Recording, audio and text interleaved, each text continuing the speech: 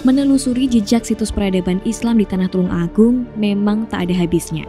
Ibarat membaca buku, ketika kita membaca satu bab di awal, maka penjelasan di bab itu akan membuat kita penasaran pada bab-bab selanjutnya.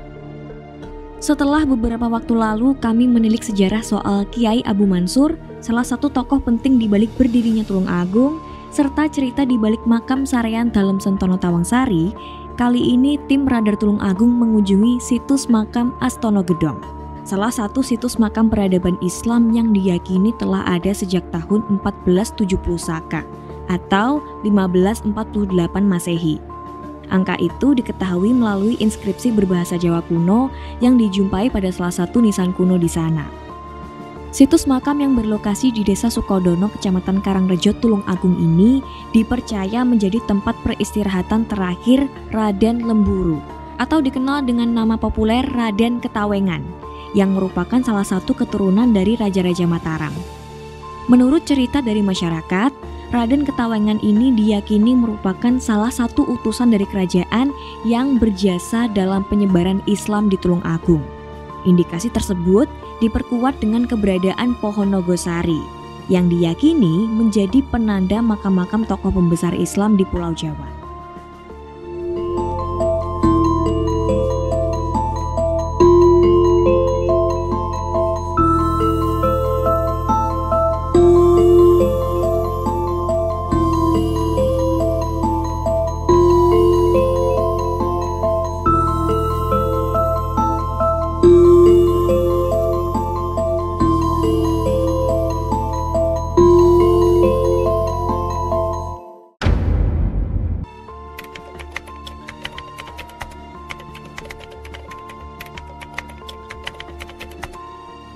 Jelas yang selama ini kita ketahui kan itu seperti Tumenggung Ketaweng atau biasa disebut Ketawengan. Jadi selama tradisi lesan yang ada itu Tumenggung Ketaweng itu merupakan sosok yang dihormati atau pada zamannya itu termasuk tokoh yang berperan penting dalam era kerajaan, terutama pada nisannya. Itu kan model-model nisannya itu kan Demak Troloyoan. Jadi bisa dilihat dari strukturnya makam itu kan masih nampak bagus, mulai dari fisiknya, nisannya, atau bahkan sampai kijingannya. Nah, yang uniknya lagi kalau makam-makam khas lama itu kan batu nisannya atau kijingannya itu kan besar-besar. Nah, itu bisa juga mengidentifikasikan bahwa sebuah akulturasi kebudayaan pada zaman itu terjadi. Ya, bisa dibilang antara Hindu Buddha masuk ke peradaban perkembangan agama Islam. Jelas karena Tumenggung Taweng itu kan yang namanya sebutan Tumenggung itu kan tidak lain adalah orang yang memiliki jabatan yang prestisius lah pada zamannya. Jadi siapa sosok Tumenggung Taweng atau tradisi lesan yang berkembang itu mayoritas masih perlu untuk diidentifikasi atau dikaji penelitian yang lebih mendalam lah.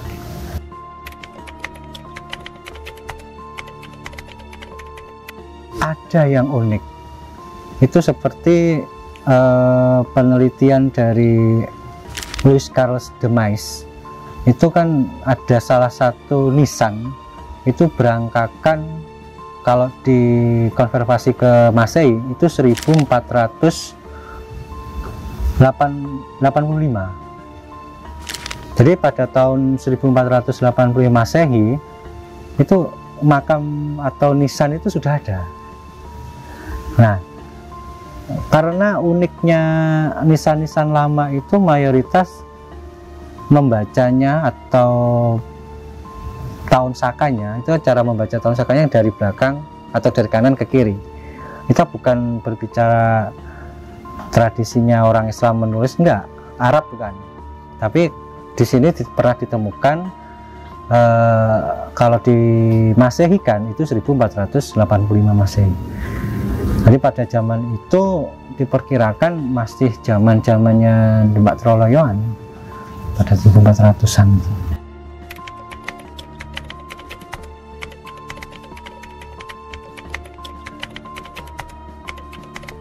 Bisa dibilang begitu bisa, atau mungkin Tumenggung Tawang itu keberadaannya lebih duluan juga bisa, karena secara tempat yang kemarin saya ceritakan itu kan yang paling utara sendiri, itu bisa dianalogikan seperti tokoh yang masyhur atau orang Islam sekarang itu seperti imam lah.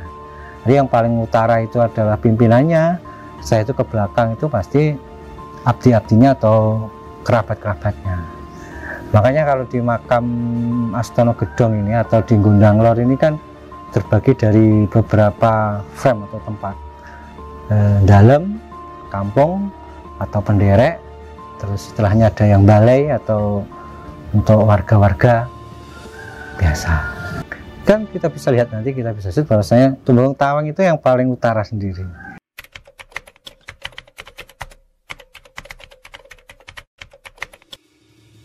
Sepertinya dari nisannya itu ada andesit.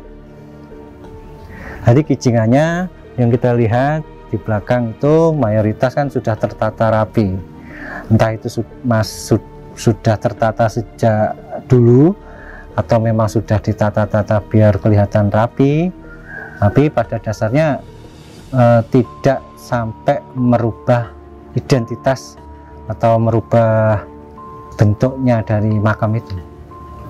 Kita nanti bisa mengesut bahwasanya makam-makam tua atau yang memiliki angka tahun, ada tahun Jawa dan juga yang ada di nisannya Tumenggung Tawang itu, nanti kita bisa melihatnya, nisan, ciri khas nisannya.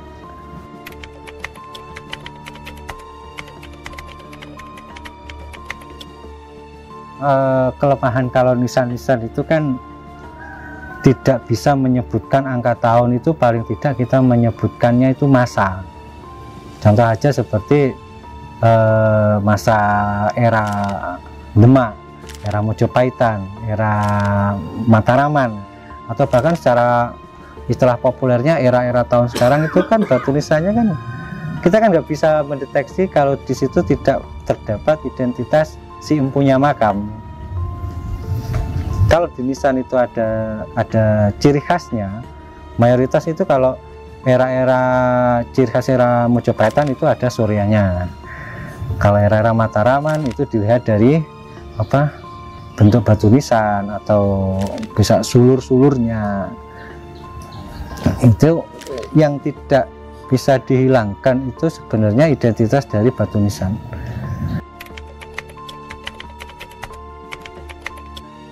Kalau dibilang di periode itu kita melihatnya itu dari sisi budayanya. Jadi dari sisi budaya itu mulai dari zaman Hindu-Buddha jelas dengan bentuk akulturasinya, batu-batuannya seperti candi andesit itu dipakai untuk makam. Terus yang kedua, identitas dari pemakaman, model pemakamannya aja sudah menggunakan identitas peradaban perkembangan Islam. Ini kan jelas kan, kalau model ini berarti makamnya pasti peradaban Islam. Mungkin kalau zaman Hindu-Buddha itu ada karakter yang lain atau identitas yang lain, itu sudah wajar. Makanya dari sisi kebudayaan, dari makam Astono Gedong itu terjadi sebuah transisi kebudayaan dalam era pemakamannya atau makamnya itu mengalami model perkembangan pada suatu zamannya lah. Itu sebenarnya keren gitu kalau kita menganalisis suatu lingkungan makam dan model-model pemakamannya itu, tempatnya makam itu pasti kita bisa menemukan mana makam yang tua, mana makam istilahnya pundennya atau makam yang dikeramatkan, itu nanti ketemu. Kalau posisi makam secara geografis itu menariknya itu, kalau orang sini atau orang Karangrejo itu kan menyebutnya itu tempuran, dekat tempuran. Tempuran itu posisinya ada di sebelah sana atau di sebelah timurnya areal makam ini. Nah, itu mulai dari Sungai Ngrowo dari arah selatan, terus Sungai Brantas itu dari arah timur, dan juga di sebelah utaranya makam ini terdapat sungai atau istilahnya orang sini itu Kali Pitisan. Nah, di sebelah timur itu terjadi sebuah tempuran. Dimungkinkan bisa juga pemakaman ini itu menjadi tempat penguburan, proses penguburan atau tempat penguburannya itu istilahnya dari Tumenggung Taweng atau kerabat-kerabatnya, itu tidak jauh dari keberadaan sungai sebagai tempat transportasi. Contoh lagi itu yang kemarin sempat kita diskusi, kayak Ki Ageng Sengguruh itu juga dekat Sungai Brantas. Terus ini Astono Gedong juga dekat dengan sungai atau Kali Pitisan. Bahkan itu terdapat sebuah tempuran di sebelah timurnya makam. Nah, akhirnya sedikit interpretasi dari analisis, makam ini dulunya merupakan kawasan hutan belantara, atau orangnya menyebutnya itu kan hutan yang lebat. Jadi kita mengidentifikasikan kalau babat alas itu kan tidak harus kita membabat hutan, tapi bisa juga membabat alas itu membangun sebuah peradaban baru. Nah, makanya seperti yang kita ketahui, sini dulu atau daerah-daerah yang baru pinggiran sungai itu kan pasti merupakan semak belukar atau hutan belantara. Terus terjadi sebuah proses peradaban, entah itu walaupun seberapa kecilnya kelompok ya. Nah, akhirnya kan membangun sebuah peradaban baru. Makanya makam merupakan sebuah ciri khas tempat akhir atau tempat penguburan seorang manusia atau tokoh pada zamannya itu, yang ditokohkan untuk dihormati, itu tidak terlepas dari dia membabat alas. Makanya identitasnya itu tidak hilang lah. Jadi kayak Tumenggung Taweng, istilah Tumenggung Taweng atau yang lesan, tradisi lesannya itu menyebutkan bahwasanya masih memiliki trah keturunan dari kerajaan, itu wajar-wajar aja, karena setiap tradisi lesan, setiap desa itu memiliki ciri khas tutur yang dianggapnya itu sebagai bersejarah.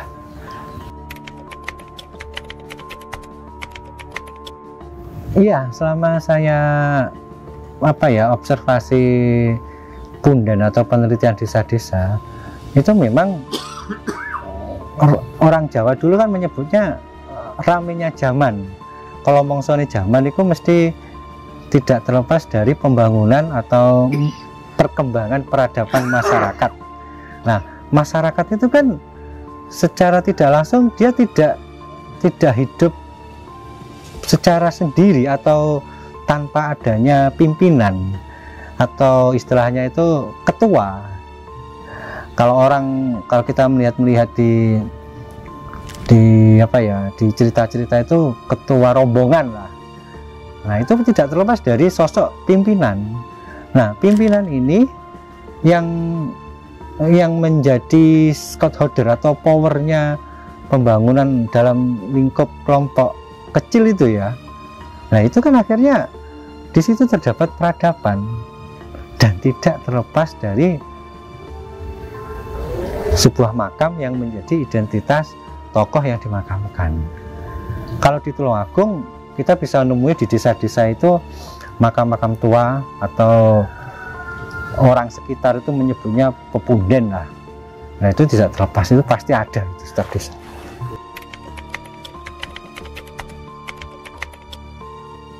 Ya, seperti kisah-kisah yang sempat saya telusuri dari tradisi lesan masyarakat, kisah-kisahnya itu tidak terlepas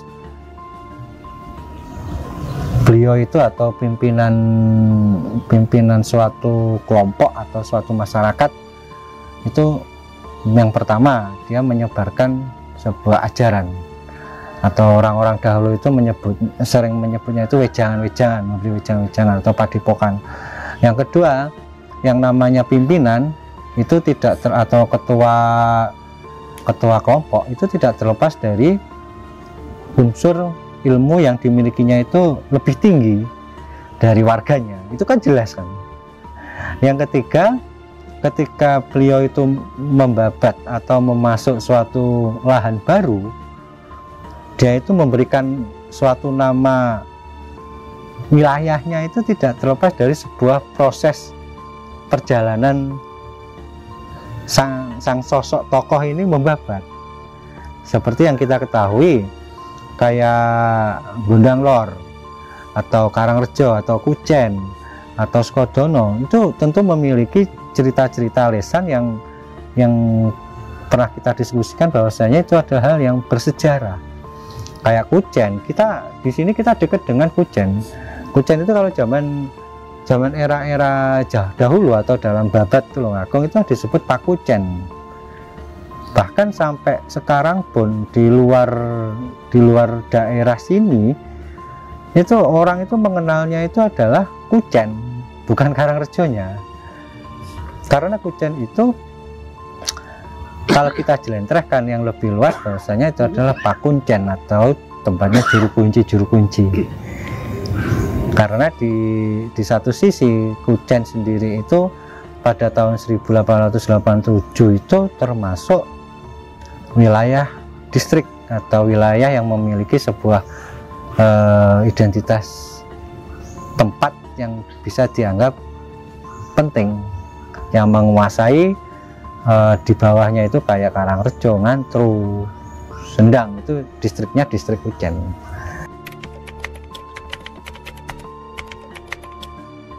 Saya kesini pertama tahun 2007 ya, 2007-2008 itu ada pohon Nogosaren.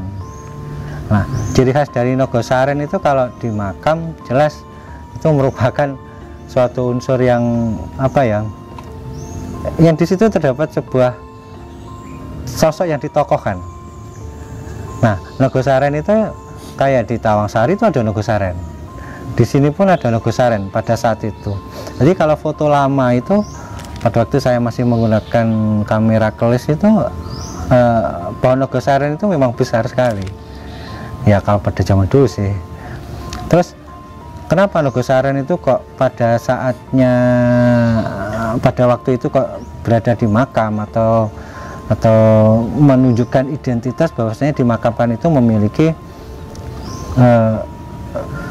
suatu sosok ketokohan, seperti kayak pasukannya Pangeran Diponegoro ketika Kocar Kacir gitu kan, itu mayoritas dia itu menanam sawo kecik sebagai bentuk identitas, oh itu adalah pengikut atau santri atau murid dari Paramnegoro.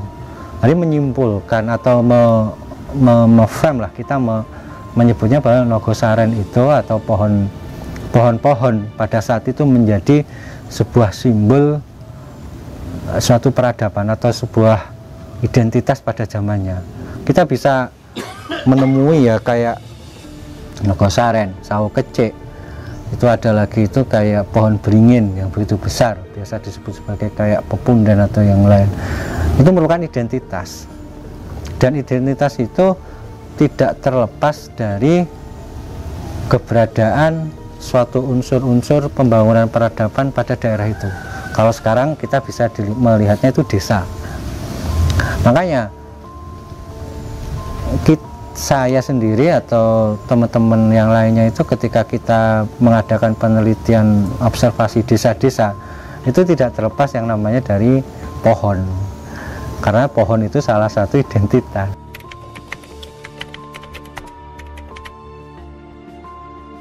Di Astono Gedong sini yang unik itu ya memang unik sih ketika kita berkunjung ke makam-makam kuno yang itu tidak terlepas juga dari keberadaan petilasan-petilasan atau bangunan-bangunan bekas sebuah kebudayaan sebelum Islam atau sebelum Islam berkembang pada suatu daerah. Di sini ada lingga, terus ada juga umpak-umpak yang ya bisa dibilang apa ya, sudah mulai berserakan lah. Nah, lingga sendiri kalau di sini di makam Astono Gedong ini kan menjadi tapal batas antar ruang. Maknanya kalau lingga itu kan sebuah simbol kesuburan. Makanya lingga yoni itu maknanya adalah kesuburan. Mungkin pada zaman dahulu lingga yoni itu menjadi sebuah simbol batas apa itu antara dalam kampung dan juga masyarakat biasa.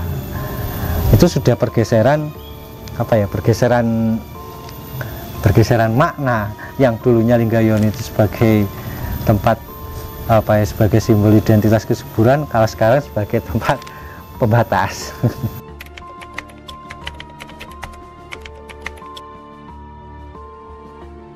Jelas setiap tokoh masyarakat pada waktu itu adalah lelono, atau dia itu ingin mengembangkan sebuah peradaban baru atau babat alas. Mayoritas makam-makam yang sekarang ini kita tempati ini sebutannya adalah Ki Ageng atau Ki Tumenggong Ketaweng, atau orang-orang masyarakat itu menyebutnya Mbah Wali, Eyang Wali, atau ada yang menyebutnya lagi itu Eyang. Nah, itu kan sudah sebuah transisi peradaban yang mengenal nilai-nilai ajaran agama baru, yaitu Islam. Sehingga tidak terlepas dari itu, seperti di Tulungagung kayak Sunan Kuning atau Mbah Basaruddin atau makam-makam yang lain, makam-makam Islam, itu tidak terlepas tujuannya itu untuk berdakwah atau mengembangkan agama baru, yaitu Islam. Nah, kalau kita bisa melihat tujuan atau lelononya itu mau kemana, intinya adalah sang sosok tokoh ini adalah membabat alas, atau mungkin ada konflik pada tempat yang lama, atau memang benar-benar dia itu ingin mengembangkan sebuah padepokan atau ajaran baru. Makanya ketika kita menginterpretasikan, saya sendiri menginterpretasikan sebuah punden itu tidak terlepas dari tinggalan-tinggalan yang ada di sekitaran itu. Contoh, kalau di sini ada makam Tumenggong Taweng, benarkah di sini itu terjadi sebuah transisi kebudayaan antara Hindu Buddha sampai ke Islam? Ternyata ada, dari wujud batu nisan atau dari wujud kijingannya, itu dari mayoritas dari andesit, oh bisa.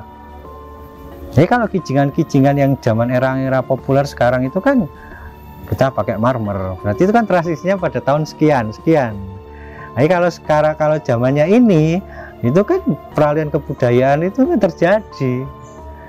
Bisa juga tujuan yang lain, proses tujuan yang lain selain berdakwah, dia ingin mengembangkan atau bahasa apa ya, bahasa ngetrennya itu ekspansi, karena dia itu keturunan raja bisa, atau disuruh gurunya atau disuruh kiainya untuk berdakwah bisa.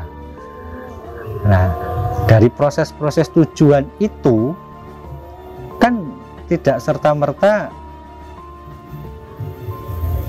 tidak apa ya, pasti memiliki kisah-kisah perjalanan yang akhirnya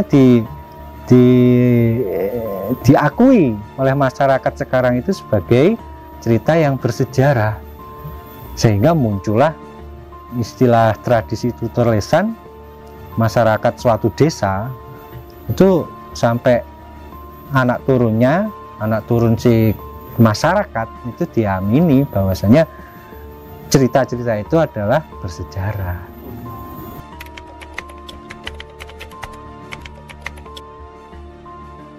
Pada saat saya pertama kali ke sini itu sebenarnya tidak ada plakat itu tahun 2007-an 2006 itu belum ada plakat di sana. Nah, suatu ketika pada tahun berikutnya itu kok ada tulisan Astono Gedong. Akhirnya Astono Gedong, kalau di Kediri itu kan Stono Gedong. Astono itu kan paling tidak sebuah wujud penghormatan, gedong itu paling tidak itu merupakan tempat yang besar atau memiliki kawasan yang luas lah, sehingga di sini tuh terkenalnya itu Astono Gedong Gundang Lor. Nah, kompleks pemakaman. Apakah ada kaitannya dengan Astono Gedong? Selama ini diyakini atau ditelusuri itu tidak ada. Cuma kalau Astono Gedong Gundang Lor ini itu pada saat saya pertama kali di sini tuh tempatnya ya sudah segini, bisa dibilang ini makamnya makam bagus lah, karena posisi makam sudah jelas. Terus yang kedua, dari sisi nisan atau kijingannya itu masih nampak kunonya, klasik.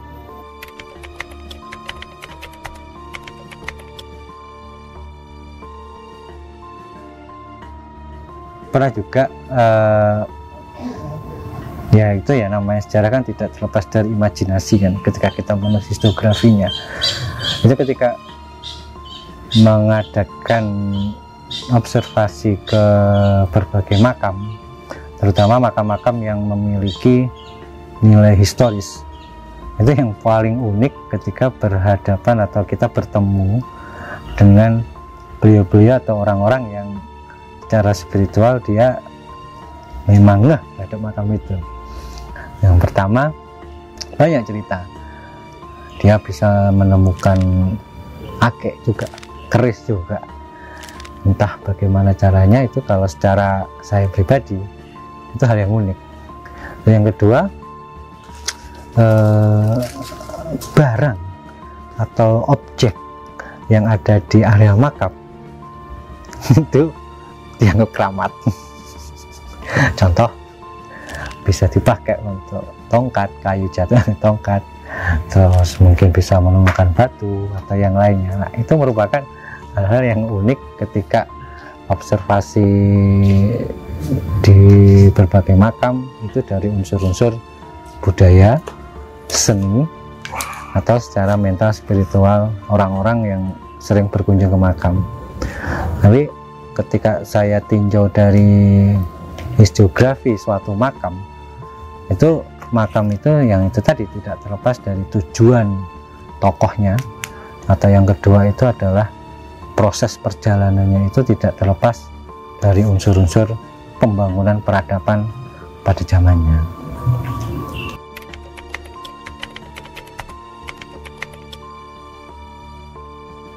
Di Astono Gedong itu pernah ditemukan sebuah peradaban budaya itu era sebelum perkembangan Islam. Itu seperti keberadaan arca yang sekarang ini berada di Museum Tulungagung. Dulu waktu saya sering berkunjung ke museum memang menyebutkan ini adalah arca ini ditemukan dari Gundang Lor. Jadi belum ada penyebutan Astono Gedong, tapi Gundang Lor. Menyebutkannya itu adalah transisi kebudayaan. Jadi kita itu kan contoh aja lah, antara HP Nokia. Nah sekarang kita HP-nya udah HP Android. Nah HP Nokia itu kita taruh di lemari. Nah otomatis kan tetap kan untuk menghormati itu. Jadi sempat kemarin kita singgung banyak, kenapa Tulungagung itu secara historisnya tidak pernah ada gesekan secara sosial atau secara budaya atau yang lainnya. Ya itulah sebenarnya uniknya. Kalau kita lihat di makam-makam sini itu yang lama itu masih diuri-uri. Nanti kita bisa melihat di sini nanti ada Nogosarenya, ada lingganya, ada petilasan tempatnya penemuan arca, nah itu kan tetap apa itu tetap diuri-uri. Beda lagi kalau kita yang istilahnya tadi itu kita tidak unik ya, bisa juga kita hancurkan. Tapi karena kita melihat sisi budayanya yang masyarakat peradabannya pada saat itu terbuka, kalau istilahnya itu agama Jawanya itu masih murni, nah, otomatis kan masih menguri-nguri kebudayaan-kebudayaan lama itu sebagai tolok ukur pembangunan peradaban masyarakat pada saat itu. Tulungagung masih banyak kita jumpai.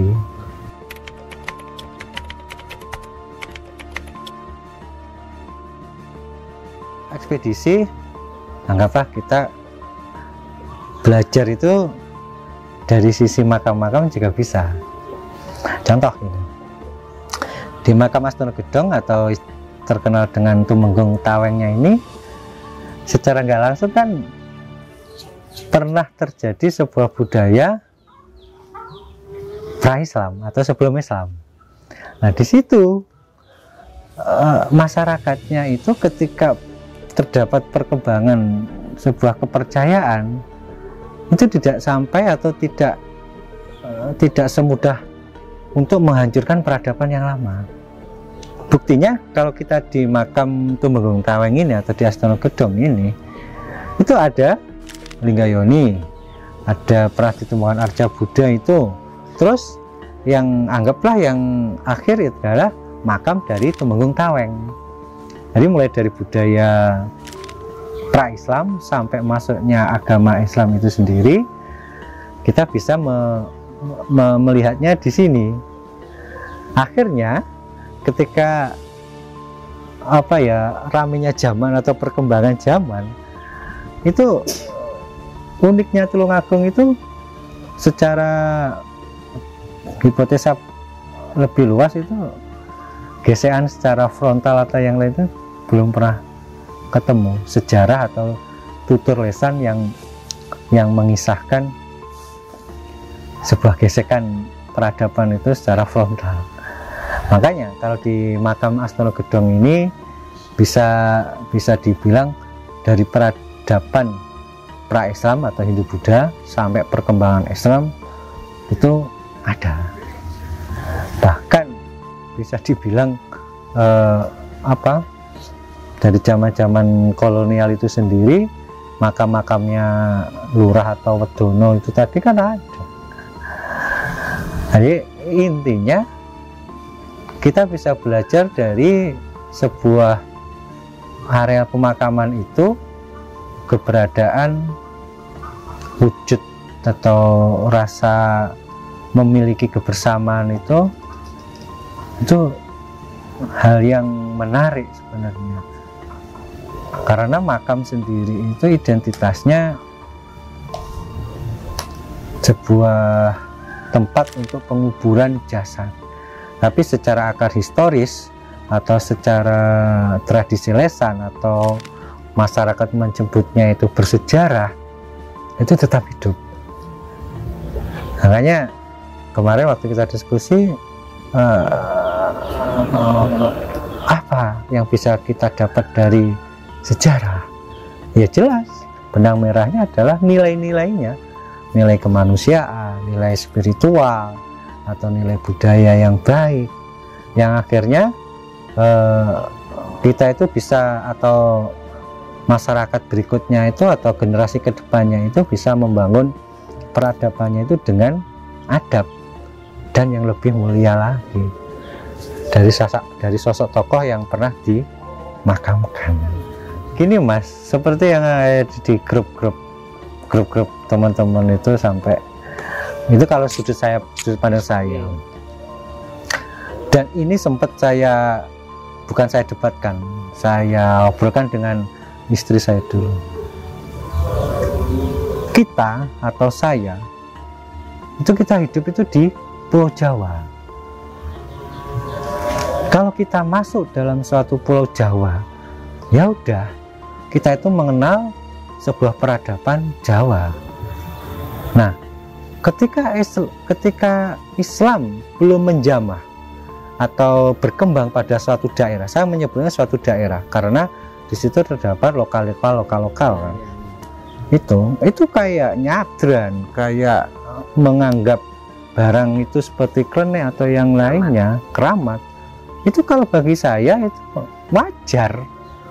Tidak, wah, tak apa kukuh. Tidak, saya sendiri tidak menjustis atau menghukum. Wah, awakmu anggaplah apa sirik atau sumbu pendek, enggak. Nah itu wajar karena hal itu merupakan apa, istilah saya itu sebuah fenomena. Nah fenomena itu sebenarnya yang membangun sebuah peradaban. Ada yang lagi ngetren sekarang itu tentang nasab atau yang lainnya, ya monggo silahkan. Tapi sepengetahuan saya, kita itu hidup ya di era modern lah, tapi jangan sampai kita itu meninggalkan nilai-nilai sejarah yang baik. Makanya di buku saya itu sempat saya tuliskan, sejarah itu tidak membuat luka kok. Yang membuat luka itu ketika kita berpikiran bahwasanya sejarah itu menusuk-nusuk jiwa kita. Tapi kalau sejarah itu atau yang kita anggap bersejarah itu memberikan arti yang begitu penting untuk kedepannya kita melangkah membangun kehidupan keluarga, desa atau kehidupan negara lah. Nah itu kan hal yang baik. Seperti contoh kita kayak muridnya Kiai Pacet dibunuh oleh muridnya sendiri, Lembu Peteng yang dibunuh oleh muridnya yang sakit hati. Maknanya apa? Ya kita anggaplah satu desa atau seperguruan itu ketika kita terjadi sebuah gesekan kecil itu jangan sampai berakibat fatal. Dan itu sejarah sudah membuktikan bahwasanya ketika kita mampu berpikir secara luas atau tidak menyempit, kita akan merasa legowo, enak hidup itu. Anggaplah tinggalan-tinggalan lama itu tidak dibabat hancurkan, tapi melainkan tetap diuri-uri, bisa juga dianggap sebagai wujud seni. Karena seninya orang Jawa itu unik-unik. Sekarang itu coba aja lah, leluhur kita itu membangun candi, leluhur kita itu membangun bangunan yang begitu estetik. Nah itu kan wujud seni yang apa ya, khas.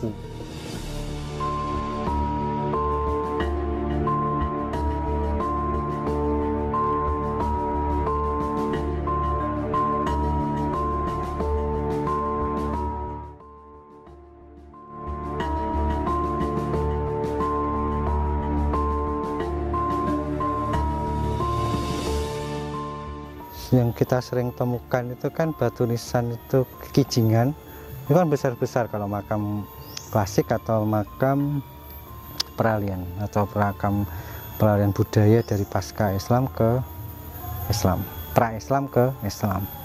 Artinya bisa dikatakan Kijingan ini masih, Kijingan ini bisa dibilang batu-batunya itu dari strukturnya yang begitu bagus.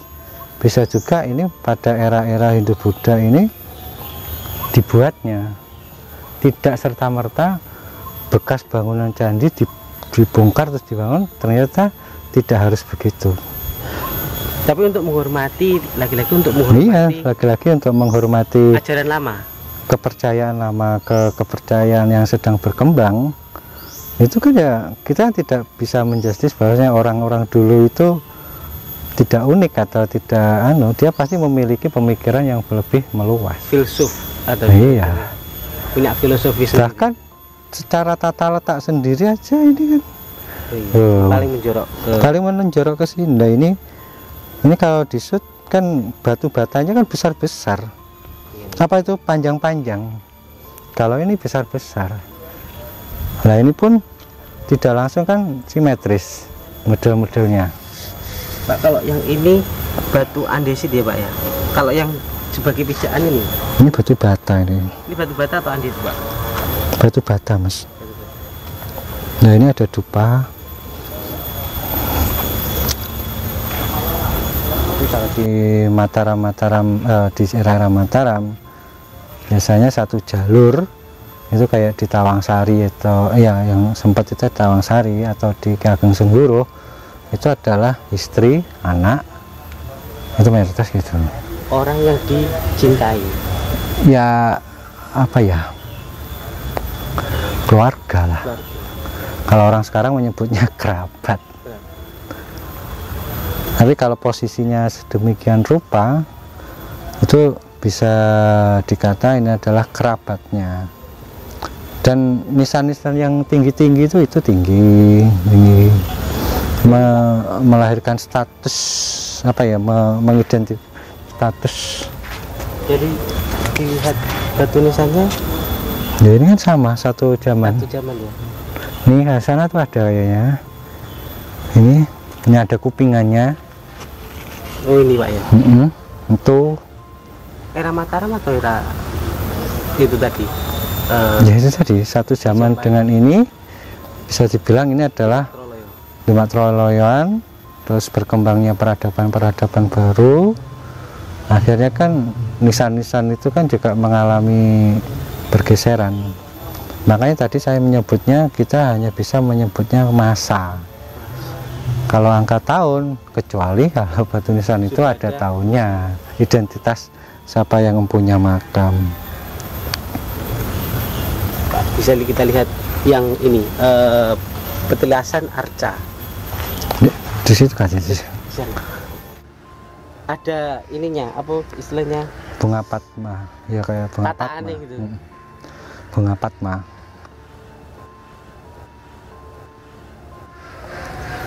Artinya sebelum diambil. Ya itu kan istilahnya itu kan diselamatkan. Iya. Berarti sebelum diselamatkan di museum. Museum. Sini ya Pak ya. Sini dulu. Nanti pohon ini juga termasuk lama.